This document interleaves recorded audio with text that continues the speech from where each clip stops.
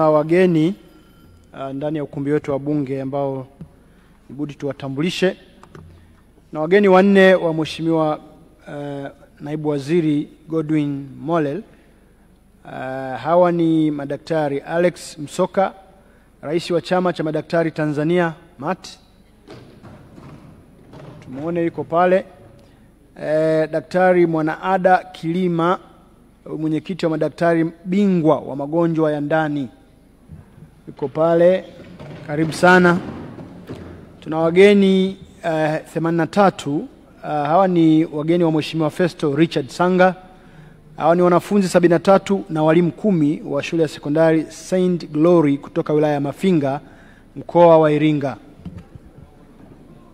Karibuni sana kwenye bunge letu.